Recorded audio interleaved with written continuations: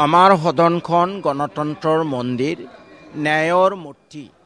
যোৱা মাৰ্চৰ বাজেট অধিৱেশনত মই উচ্চাৰণ কৰা এটা শব্দৰ কাৰণে আজি সদনে সিদ্ধান্ত লৈছে যে মোক এই অধিৱেশনৰ বাকী দিনকেইটাৰ কাৰণে বহিষ্কাৰ কৰিছে। এই সিদ্ধান্ত, সদনৰ এই সিদ্ধান্ত এই ৰায় মই সন্মান সহকাৰে গ্ৰহণ কৰিছোঁ।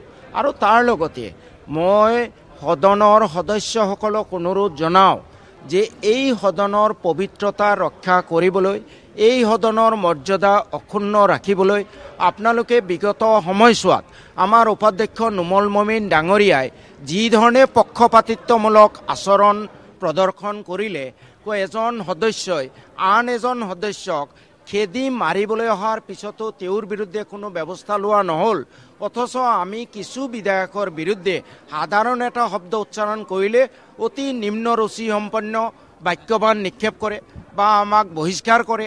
তেনে ক্ষেত্ৰত এই উপাধ্যক্ষ নুমল মমিন ডাঙৰীয়াৰ এই পক্ষপাতিত্বমূলক আচৰণ আৰু এই অতি নিম্ন ৰুচি সম্পন্ন অশালীন ব্যৱহাৰ বিধায়কসকলৰ প্ৰতি, এই দুটা দিশো সদনে বিবেচনাৰ অধীনত আনক আৰু সদনৰ পবিত্ৰতা মৰ্যাদা ৰক্ষা কৰিবলৈ মই বিচাৰিছোঁ উপাধ্যক্ষ ডাঙৰীয়া নুমল মমিন ডাঙৰীয়াক উপাধ্যক্ষৰ আসনৰ পৰা অতি সোনকালে অপসাৰণ কৰক। এই দাবী লৈ মই আজি ধৰ্মঘটত বহিছোঁ। আমাৰ সদনখন গণতন্ত্ৰৰ মন্দিৰ, ন্যায়ৰ মূৰ্তি। যোৱা মাৰ্চৰ বাজেট অধিৱেশনত মই উচ্চাৰণ কৰা এটা শব্দৰ কাৰণে আজি সদনে সিদ্ধান্ত লৈছে যে মোক এই অধিৱেশনৰ বাকী দিনকেইটাৰ কাৰণে বহিষ্কাৰ কৰিছে। এই সিদ্ধান্ত, সদনৰ এই সিদ্ধান্ত এই ৰায় মই সন্মান সহকাৰে গ্ৰহণ কৰিছোঁ।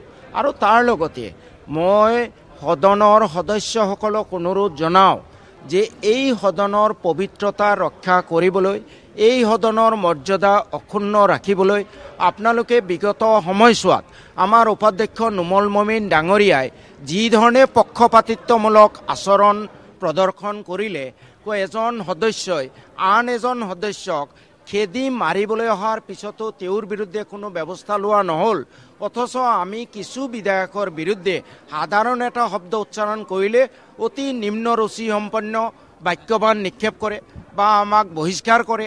তেনে ক্ষেত্ৰত এই উপাধ্যক্ষ নুমল মমিন ডাঙৰীয়াৰ এই পক্ষপাতিত্বমূলক আচৰণ আৰু এই অতি নিম্ন ৰুচি সম্পন্ন অশালীন ব্যৱহাৰ বিধায়কসকলৰ প্ৰতি, এই দুটা দিশো সদনে বিবেচনাৰ অধীনত আনক আৰু সদনৰ পবিত্ৰতা মৰ্যাদা ৰক্ষা কৰিবলৈ মই বিচাৰিছোঁ উপাধ্যক্ষ ডাঙৰীয়া নুমল মমিন ডাঙৰীয়াক উপাধ্যক্ষৰ আসনৰ পৰা অতি সোনকালে অপসাৰণ কৰক।